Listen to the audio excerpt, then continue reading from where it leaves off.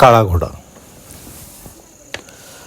काळा घोडा म्हटलं की कोणालाही वाटेल की हा एक घोड्याचाच प्रकार आहे.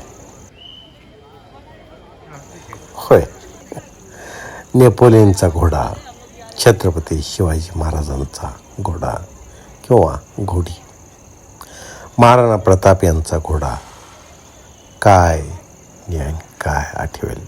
जाऊ दे, आपण काळ्या घोड्यावर येऊया.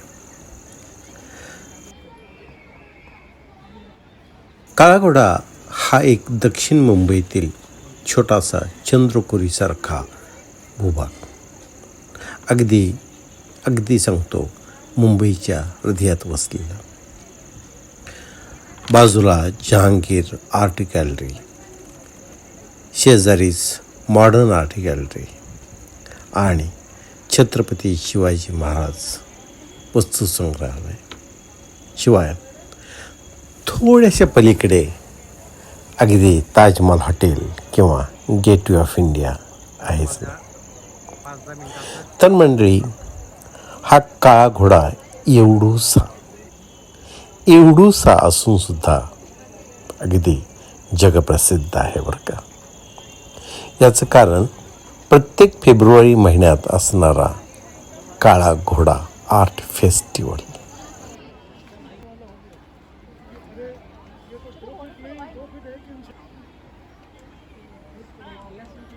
आर्ट फेस्टिवल म्हटलं की कलाकारांची जत्रा. अखिल भारतातून कलाकार येतात आणि आपल्या कलेचं प्रदर्शन करतात. तसं या फेस्टिवलचं महत्त्व असं खूप आहे बरं का. जगातले म्हणजे अख्ख्या जगातले लोक याला भेट देतात, पाहतात. प्रत्येक प्रदेशातले स्टॉल्स, अगदी रंगाची उधळण असते यात. हे रंग तुमच्या शरीराला चिकटत नाहीत, तर आत्म्याला चिकटतात. वेगवेगळ्या भागातील कलाकुसरी,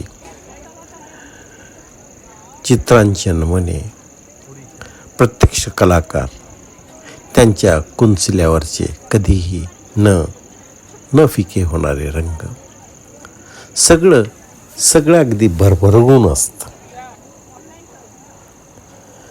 अलीकडे काय झालंय, अलीकडे मुंबई खूप वाढली. पूर्वी कधीतरी काळा घोडा आर्ट फेस्टिवल मर्यादित स्वरूपाचा असायचा, पण आता मात्र पनवेलपासून अगदी वसई विरारपर्यंतचे सर्व लोक या काळा घोडा परिसरात येतात, पाहतात, म्हणजे काय, फोटो काढतात. तर जाऊ दे.